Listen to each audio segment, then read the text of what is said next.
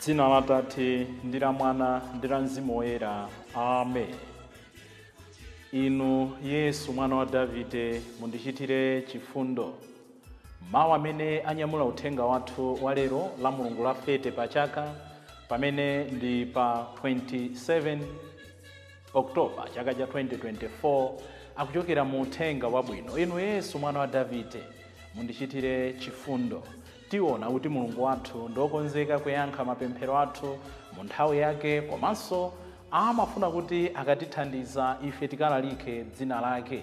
N'chifukwa chake mawu athu oyamba tsiku la lero akuchokera m'buku la mneneri Yeremiya, pamene tione Aisraeli akuomboledwa, akuwauza kuti asangalale ndi chimwemwe chifukwa nthawi yawo yopulumutsidwa yakwana. Mawu athu oyamba kuchokera m'buku la mneneri Yeremiya mutu wa 31 ndime ya 7 kulekeza 9. Amene akutiwerengera mawu oyamba ndi Dickson Seba kuchokera ku Mzimu Woyera Mpando Outstation Mzama Parish mu Diocese ya Dedza. Ndipo salimo yathu ya tsiku la lero ndi salimo 125.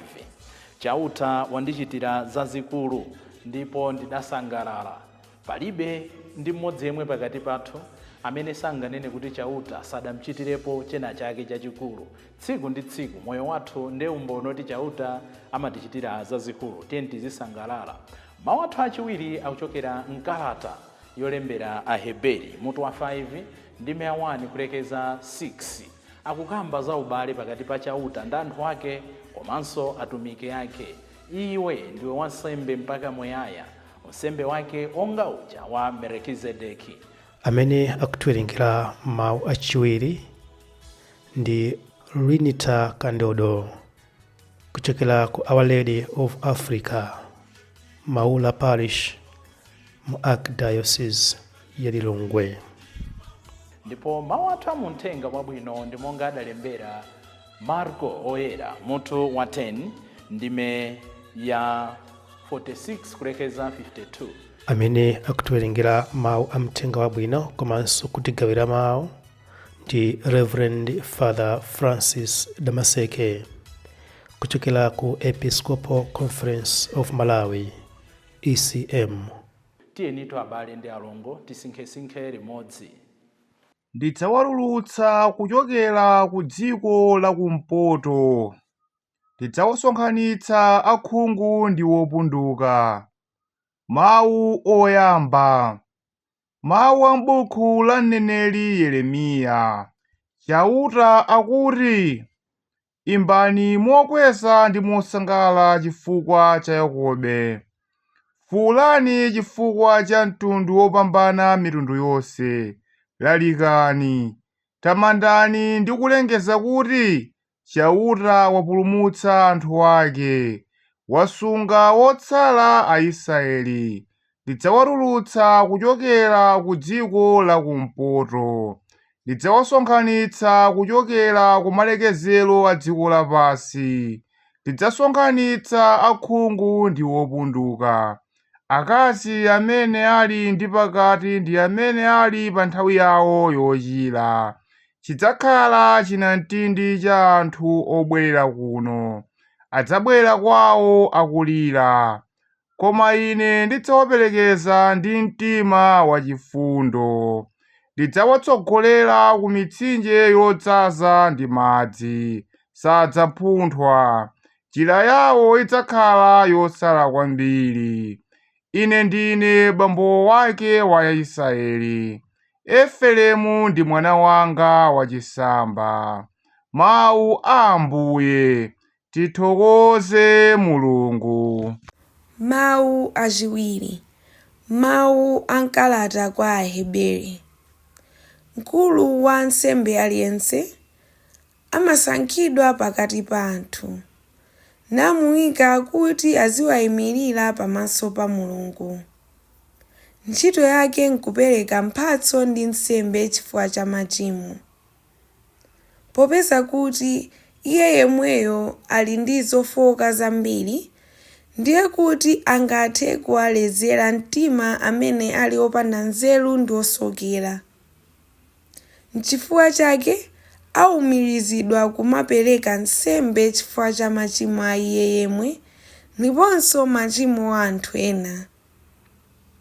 Palibe munthu amadzitengera yekha ulemu wokhala mkulu wa ansembe onse, koma amachita kuyitanidwa ndi Mulungu, monga momwe adayitanidwira Aaroni. Momwemonso Khristu sadadzikweze yekha ku ulemu wokhala mkulu wa ansembe onse, koma Mulungu ndiye adachita kumuwuza kuti, iwe ndiwe mwana wanga, ine lero ndakubala. Penanso Mulungu adati, ndiwe wansembe mpaka muyaya, unsembe wake onga uja wa Melikizedeki. Mawu a Ambuye. Tithokoze Mulungu. Ambuye akhale nanu. Mawu a Uthenga Wabwino monga adalembera Marko oyera.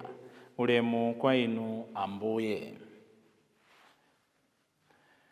Tsiku lina Yesu adafika ku Yeriko. Pamene iye ndi ophunzira ake pamodzi ndi chikhamu chachikulu cha anthu anali kutuluka mu Yerikomo, panali munthu wina wakhungu dzina lake Bartolomeyo mwana wa Timeyo. Iyeyu anali atakhala pansi mphepete mwa msewu namapempha kwa anthu. Pamene adamva kuti ndi Yesu wa ku Nazareti, adayamba kufuwula kuti, inu Yesu mwana wa Davide, mundichitire chifundo. Anthu ambiri adadzamzazira namuwuza kuti akhale chete. Koma iye adafuwulira nati, inu mwana wa Davide, mundichitire chifundo. Yesu adayima nawuza anthu kuti, tamuyitaneni. Anthu aja adamuyitana wakhunguyo namuwuza kuti, limba mtima, nyamuka kukuyitana.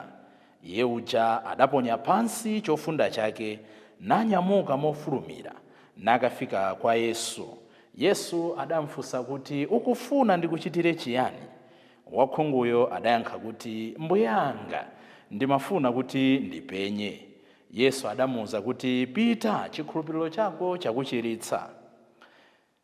Nthawi yomweyo adayamba kupenya natsatira Yesu pa ulendo. Mthenga wa Ambuye. Ulemu kwa inu Ambuye Yesu Khristu. Ukufuna ndikuchitire chani? Mbuye anga, ndikufuna ndizionanso. Funso ili limene Ambuye Yesu amfunsa Bartolomeyo mwana wa Timeyo ndi funso limene likupita kwa inu ndi ine, ndi funso limene limapita kwa inu ndi ine tsiku ndi tsiku, chaka ndi chaka, mwezi ndi mwezi. Timaliyankha funso limene libwanji? Lero Lamulungu la fete Pachaka pali maphunzitso ambiri kudzera m'mawu awa amene ine amandisangalatsa, amenenso inu amakusangalatsani. Sikungotisangalatsa chabe, amatithandiza kuti tisinkhe za moyo wathu amene tingatenge. Ndimaganiza kuti powumba mkota mawu onse a tsiku la lero titenge mwina maphunziro asanu ndi awiri, maphunziro 7, mawu yamba, mawu achiwiri, komanso mthenga wabwino. Tiyambire poti? Tiyambire po uthenga wabwino. Tikumva kuchiritsidwa kwa Bartolomeyo mwana wa Timeyo. Izi zikuchitika pamene Ambuye Yesu akutuluka mu Yeriko akupita ku Yerusalemu. Pa ulendo wake wopita ku Yerusalemu, pa ulendo wake wokaperekedwa, pa ulendo wake wokatiwombola, Ambuye Yesu sakulema kuchita zabwino. Phunziro lathu loyamba limenelo. Ngakhala ali ndi nkhawa, ngakhala ophunzira aja ali ndi nkhawa, mukumbukire kuti tikungochokera kuja kuti amakangana, Ambuye ndikakhale kudzanja lamanja, Ambuye kudzanja lamanzere. Koma Ambuye Yesu ngakhala akudziwa the impending death which is coming, the impending shame imene ophunzira ake akakhale nayo, the impending disaster titha kutero, sakusiya kuchita zabwino. Kodi suja timatero pano patiyankhule na Ambuye kuti abale osatopa pochita zabwino? Ambuye Yesu ndi nkhalidwe lawo muja adayimbira azomba cathedral, khalidwe lokhululuka musadzasiye. Ifenso tiphunzire kupempha kwa Ambuye Yesu ife asatopa kutichitira zabwino. Pa ulendo kuchipulumutso akuchitabe zabwino. Koma phunziro lathu lachiwiri limene tingatenge ndi nkhani ya Bartolomeyo imeneyi. atamva kuti Ambuye Yesu akudutsa, palibe amene wamuuza kuti iwe Bartolomeo tadzuka Yesu akudutsa. Wakungomva chipiringu cha anthu ndi akufunsa chikuchitika ndi chani, ndiye wina akumuuza pakudutsa Yesu. Atangomva za Yesu akuchitapo china chake. Ndimadzifunsa monga mmenenso ndikanakondera inu ndi ine tidzifunsire. Tikamva pakuchitika za Yesu, tikamva za dzina la Yesu, mawu a Yesu akabwera mmoyo mwathu, mawu a Yesu akabwera pakati pathu, timapanga react motani. Bartolomeo atamva za Yesu anachitapo china chake. Ambuye Yesu tikamva liwu lawo limankhula zambiri, limankhula zoti tikhululukire adani athu, liwu lawo limankhula zoti tikayendere andende, liwu lawo limankhula zonena kuti tikadyetse anjala, liwu lawo limatikumbutsa kuti tidzetse chilungamo, liwu la Ambuye Yesu limatikumbutsa zonena kuti tikhale anthu owachitira ena zabwino. Tikamva za Ambuye Yesu, tikamva liwu la Ambuye Yesu, tikutsendera mwezi wa chibalalitso cha mpingo, mmene talimva liwu la Ambuye Yesu tachitapo zotani. Bartolomeo atamva za dzina la Yesu, Bartolomeo atamva kuti kukudutsa Yesu, anatengapo an action. Inu ndi ine tikamva za Yesu, mmene ndikulalikira uthengawo, muchitapo chani? Ambiri mawu a Mulungu amalowera uko nkutulukira uko. Bartolomeo akutitchalenja. China chimene chikundisangalatsa phunziro lathu namba 3 ndonena kuti Bartolomeo mmene anamva za Yesu anayamba kufuula. Ndemuone ndimakhala ndikubwereza phunziro ili.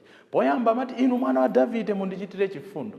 Kachiwiri anangoti inu Yesu mundichitire chifundo. Komalizira anati mbuyanga, meaning he was growing in his faith. Poyamba amangomona ngati mwana wa Davide basi, just like any other prophet. Kenaka amamona ngati mneneri, ndekuti wampangapo grade. Kumapeto kwa zonse akuti mbuyanga, akumona kuti tsopano ndi mwana wa Mulungu. Mwachidule Bartolomeo mmene anali kucheza ndi Ambuye Yesu, Bartolomeo mmene anali kuwaona Ambuye Yesu, chikhulupiriro chake chinali kukula. Inu ndi ine timapita ku church ambiri mwa ife every day, ineyo ngati wansembe, asisteri, a brother, asemino, madikoni. Kodi ife amene timamva mawu a Mulungu tsiku ndi tsiku pano patiyankhule na Ambuye ndi maforamu osiyanasiyana amene ali pakati pathu, kodi chikhulupiriro chathu chikukula?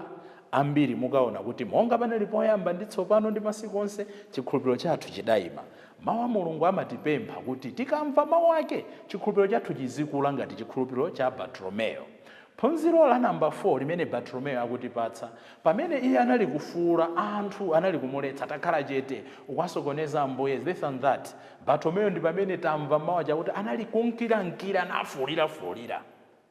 Anthu ambiri tikafuna kuchita zabwino, alipo amene adzatigwetse mbuyo, adzatibweze mbuyo, adzatikambire zoyipa, adzatifunire zoyipa. Ena adzatifunira zoyipa zochita kuoneka ndi maso kuti awa sakundifunira zabwino.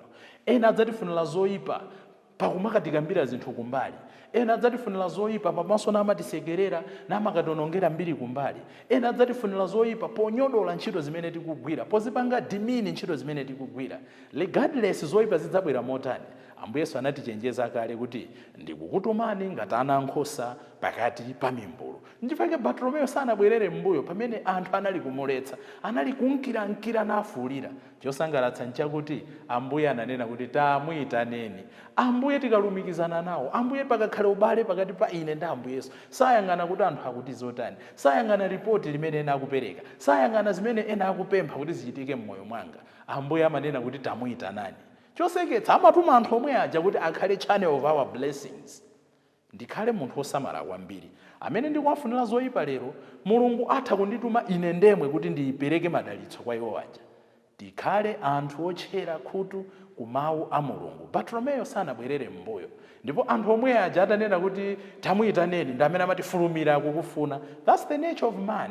Pamtendere anthu amafuna tikhale mbali yawo, pamtendere anthu amafuna tioneke kuti amatidziwa, pazabwino anthu amafuna tikhale abale yawo, pazovuta anthu amatithawa. Tisabwerere mbuyo koma tikhale anthu osamala.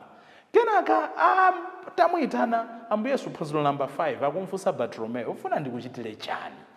Litha kuoneka as an obvious question, kuti Ambuye Yesu ndifunso limenelo. Yes, koma Ambuye amafuna tidziwe zosowa zathu mmoyo mwathu zenizeni. Nchifukwa Bartolomeo anati mbuyanga ndikufuna ndionenso.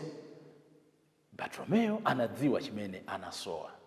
Mbanja mwanga, musembe mwanga, mumpingo mwanga, mumphakati mwanga, pa ntchito yanga, mmoyo mwanga, do I really know what I want as I lead in life? Ndipo pa nkhani ya Bartolomeo phunziro lathu namba 5 ndonena kuti atamuchiritsa Bartumeyo tsopano zimene anali kukhumba zitanchitikira watipatsa phunziro mwina pa maphunziro onse amene tikambe tsiku la lero limene ndilofunikira kwambiri akuti anayamba kuntsatira Ambuye. Mulungu amafuna kuti zimene watidalitsa nazo zitithandize kuyamba kuntsatira. It may not be necessarily kumatsata Ambuye 1 2 1 2 komano ndi zimene tikuchita mmoyo mwathu zimaonetsa kuti awa akutsata Yesu. Inu munkafuna ntchito mukuntsata nayo Ambuye, inu munkafuna mphatso ya mwana mukuntsata Ambuye, inu munkafuna mudachiritsidwa mukuntsata Ambuye, ine ndinkafuna unsembe kodi munsembemo ndikuntsata Ambuye. Zitha kutheka kukhala wansembe osamantsata Ambuye, kukhala sisteri osamantsata Ambuye, kukhala wapabanja osamantsata Ambuye, kukhala pa ntchito osamantsata Ambuye. Zimene tili nazo mukwaya mwanu mukuntsata Ambuye ngati mmantsata Ambuye. Bwanji pamakhala zipwirikiti mu mpingo kukangana ngati akunja, kodi inu zimene muli nazozo mukuntsata nazo Ambuye? Bartumeyo atalandira chimene anali kulakalaka mmoyo mwake anantsata nacho Ambuye. N'chifukwa chake tusalimo yathu ikuti ndidzatamanda Ambuye pa zazikulu zimene wandichitira. Ndinanena poyamba paja ndani mwa ife amene sadalandirepo chachikulu mdalitso ochokera kwa Ambuye. Kodi moyo wathu si umbononena kuti Mulungu amatichitira zazikulu? Tikabwera mmawa wathu oyamba tamva mneneri Yeremiya akuwauza Aisraeli kuti ayimbe mokondwa chifukwa nthawi yotuluka ku ukapolo yakwana. Nthawi yotuluka ku ukapolo Mulungu ayankha mavuto awo. Aisraeli anachotsedwa m'dziko lawo chifukwa chakulephera, chifukwa chakuchimwa, chifukwa chogalukira. Funso likhalonena kuti zimene zikundidya mtendere, zimene zandiyika mu ukapolo zinabwera bwanji? Aisraeli anabwera ku ukapolo chifukwa chakusamvera. Aisraeli anabwera ku ukapolo chifukwa chomthawa Mulungu. Aisraeli anabwera mu ukapolo chifukwa chakusirira. It could be you and I tili mu ukapolo wathu osiyanasiyana. Pamene Aisraeli akutuluka ndidzifunse kuti nanenso kuti ndituluke mu ukapolo. Ukapolo wanga udabwera bwanji? Ukapolo wanga ndiuthetsa bwanji? Ukapolo wanga Mulungu achitapo zotani kuti ndituluke? Mawu athu achiwiri tamva Ambuye Yesu akunena ubale umene ulipo pakati pa Mulungu anthu ake ndi atumiki a Mulungu. Akunena kuti wansembe aliyense amachotsedwa pakati pa anthu. Meaning ngati tili ndi generation imene ndi yabwino itulutsa nsembe yabwino, ngati tili ndi generation yoyipa monga inalili ya mneneri Yesaya uja amanena kuti ine Ambuye ndine wapakamwa poyipa ndimayankhula zoyipa chifukwa kuti ndili pakati pa anthu oyipa, titulutsanso ansembe oyipa. Wansembe aliyense amachoka pakati pa anthu amayitanidwa ndi Mulungu kuti akatumikire anthu omwe aja. Monga iye ali ndi zofoka zake, monga iye ali ndi limitations yake, akuti akamva kufoka kwake awathandiza abale akenso pamene wachokapo kuti nawonso ayanjane ndi Mulungu. Tizapempherera ansembe athu aziyanjana ndi Mulungu, tizapempherera ansembe athu kuti akhale okhulupirika, tizapempherera ansembe athu kuti athandize achinyamata ambiri kuti nawonso akhale ansembe. Ntchito ya Mulungu abale imakoma tikamatsata Mulunguyo. Bartumeyo wationetsa zimenezi. Mupanga chisankho chotani? Muntsatira Ambuye motani? Mumuuza kuti mukusowa chotani? Choposaposa kodi mufuula kuti mwana wa Davide akuchitireni chifundo? Chifundo chake chilibe malire, koma amafuna ife tivomereze zosweka zathu. Ndikufunireni tu abale ndi alongo Mulungu wopambana, dzina la Atate ndi la Mwana ndi la Mzimu Woyera. Amen.